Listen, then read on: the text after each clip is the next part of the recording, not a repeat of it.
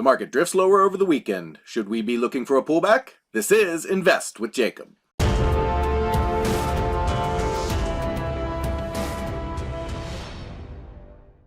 Okay guys, so in last week's video we talked about the fact that we were looking for a pullback off the 1236 area, but as we know, heading into holiday weekends, they tend to drift the market up just a little bit higher. They did that most of last week and then drifted lower over the weekend. Now the question is, should we still be looking for that pullback? I'll get into that in just one second, but first, if you're new here, welcome to the show, guys. My name is Jacob Gabbard, and this is Invest with Jacob, where we use Elliott Wave Theory to break down the SP 500 and the NASDAQ.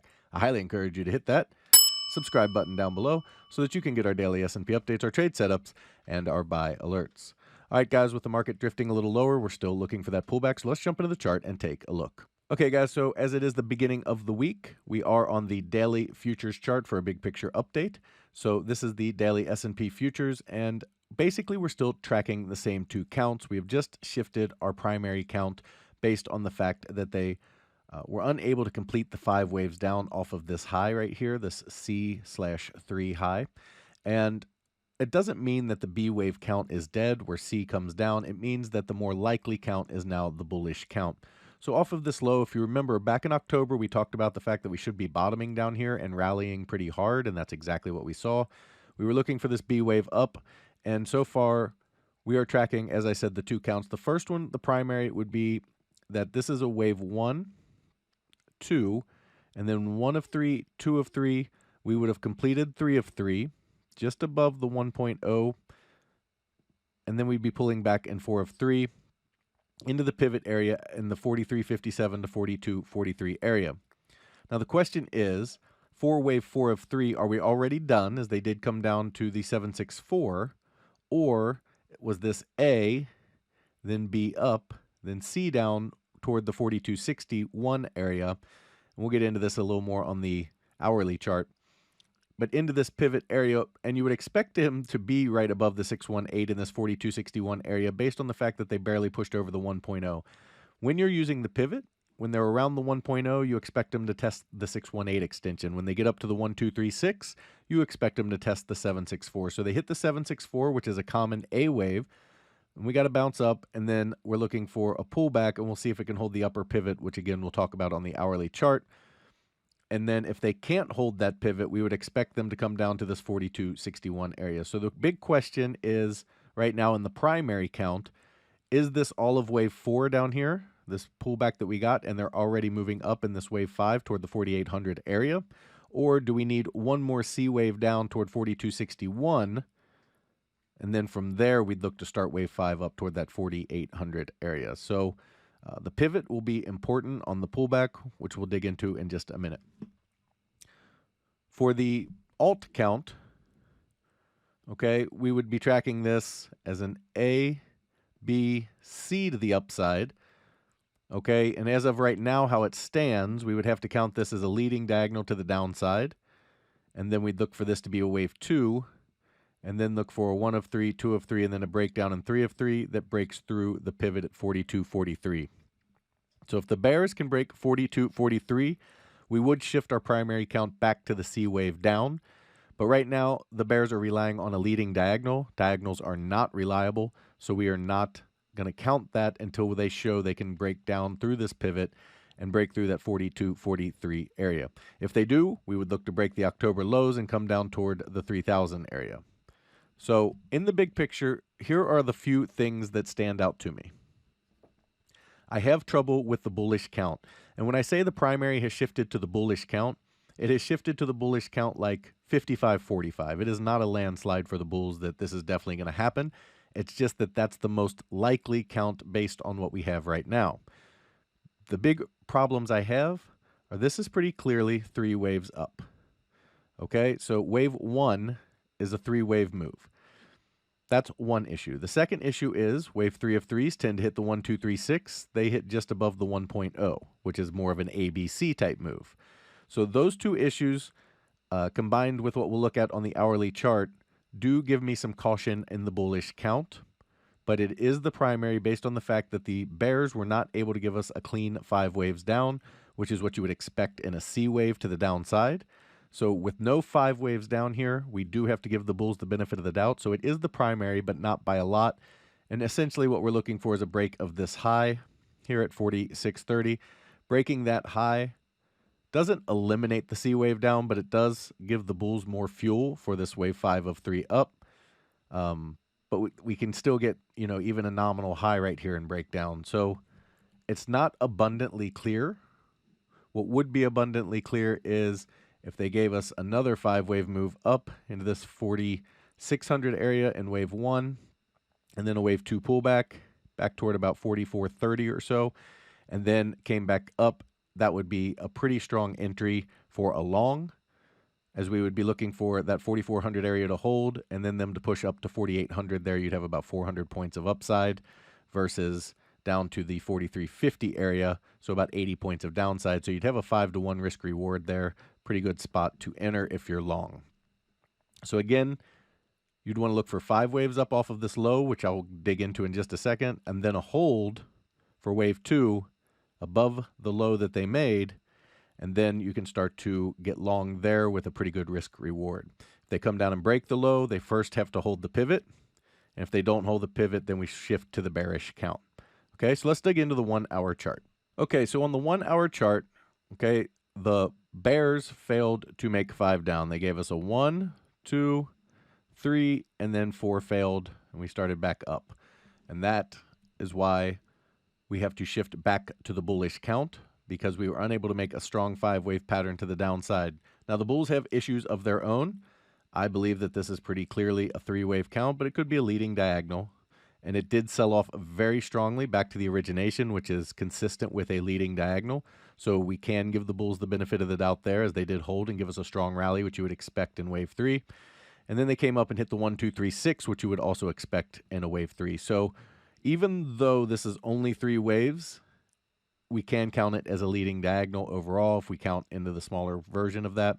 And then we hit the 1, 2, 3, 6 and have been chopping since then. So what we would look for here is the upper pivot for this wave 5. And that currently comes in at the 44.69 to 44.49 areas. If the bears can break 44.49, then it does become more likely that we do come down and break this low and start heading down toward that 42.61 area into the pivot, the bigger pivot that we talked about on the big picture scale.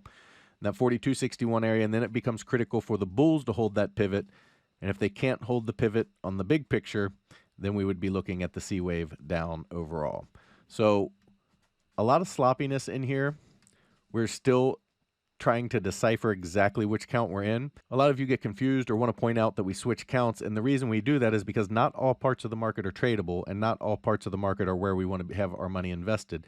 These are the parts of the market where we want to see more information so that we can get a clear setup for a clear trade. We're not trading everything I talk about in every video. It's just the highest probability of what will happen, and that's all we look for is high probabilities.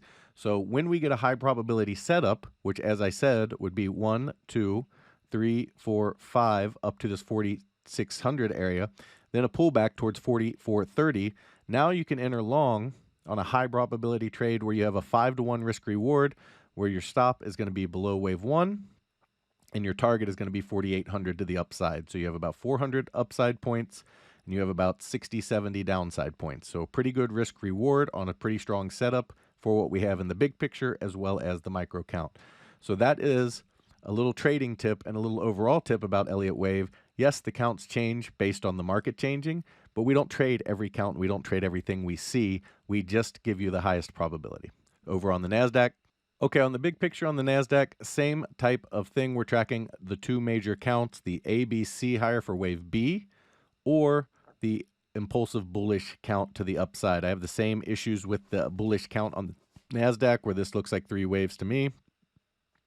Could be a leading diagonal. I don't love it as counting it that way, but we have to take what price gives us, and we always default to price action over anything else.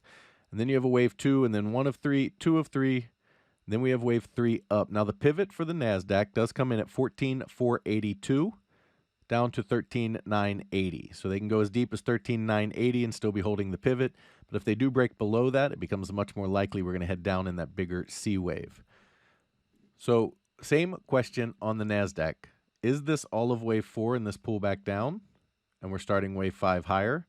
toward that 17,000 area, or, and that would be 5 of 3, or is this A and we're in B up, and then we look for that C wave down, which right now targets the 14,243 area in the big picture. So again, 13,980 essentially is the level for the NASDAQ to hold. Below that, and the C wave takes precedent as the primary count again. And as long as the bulls are above that, pressure is up, and we would look for the all-time highs in the next few months or so, toward the end of the year, starting next year. So NASDAQ, same type of setup, same type of issues that the ES has, looking to hold the pivot, which again, 13,979 up to 14,482. As long as they hold that area, they can continue to push up to new all-time highs. On the 1 hour chart, okay, same situation, just dug in here. Is this wave A? And we're looking at wave B up here, and then we'd look for C down into that 14,260 area. The issues I have, this does look like 3 waves for wave 1. Then you have a wave 2, and then wave 3 of 3 barely got to over the 1.0 here. It spiked a little bit, couldn't quite get up through the blue box into the 1,236, and since then has started to move down a little bit and needs to test the pivot. The pivot would be the 15,359 area down to 15,241. So this is the upper pivot, and this needs to hold for the NASDAQ to stay bullish and impulsive up to 16,049 and then 16,5 or 16.4 up here to complete this first part of the 5th wave. So upper pivot 15,359, 15,241. If they break that, then we're looking at this C wave down into the 14,260 area. And if they break below that and below that 13,980 area, then it does look like we're going to be in a bigger C wave down, and the bears will take back control of the market. Guys, if you love the information that I put out in these videos and you want real-time market updates from me, you need to check out investwithjacob.com. There's a link down in the description. Go ahead and click that link. It will take you right over to the website. Once you're there, check out our membership plans area. We have 2 incredible monthly plans, and they both come with a 7-day free trial because I want you to get in there. I want you to make sure you love it and become part of the trading team before you ever spend a penny. You can cancel at any time. We also have our Elliott Wave for Beginners online course. As you can see from the testimonials, this course is helping real traders make real money and finally understand the market. It gives them all of the information they need to effectively plot and trade the market.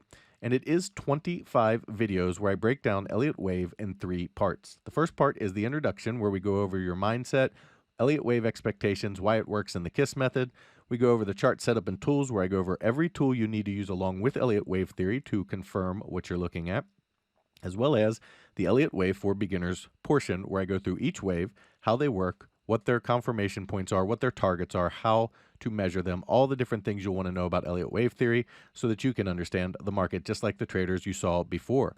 The cool thing is it does come free with both monthly memberships. So if you want to become a monthly member, you automatically get the course for free. In our first room, the Invest with Jacob room, you get all of my real-time market updates, all of my buy and sell alerts, all of your Elliott Wave questions answered, a midday video where I go over exactly where we are in the counts and what to expect, as well as the training material you just saw. We trade the SPY and the QQQ, and we swing trade, which means our trades can last anywhere from a few days to a few months, so we don't trade quite as often as a day trading room does. However, if you are interested in day trading as well as individual stocks, you need to check out PT's Throne Room. In there, you get everything you would get in the Invest with Jacob room, as well as individual stocks, day trading, and PT's reduced risk binary method that just crushes the market. He gets you in at a cheap price and gets you huge multiples on your money, and it's how he structures these trades. It's so unique. It's something you really have to see to understand, and that's another reason we give you that 7-day free trial. He also started a challenge account where he put $4,000 into an account, trading mini ES futures, showing you how to build a small account into a large retirement or savings account. Guys, we would love to have you in these rooms so we can all make money together. All right, key takeaways for today. We are looking for a pullback. The upper pivot that the bears need to hold, or bulls need to hold, I should say, is 44.69 to 44.49. We would look for a pullback into that area. If they can hold that area, then the next stop would be 45.83 to the upside. If they cannot hold the 44.49 area, then we would look for a breakdown into the 42.50 area. Over on the NASDAQ, same type of setup. We are looking for them to hold the pivot, 15,359 to 15,241. As long as the bulls can hold that pivot, we would look for them to push higher, with the next target being that 15,858 to 16,000 region. and then we'd look for a pullback off of that. If they cannot hold the pivot, we'd look for them to break down in that C wave of wave 4 towards the 14,260 area. Guys, that is your market update for today. I will talk to you tomorrow.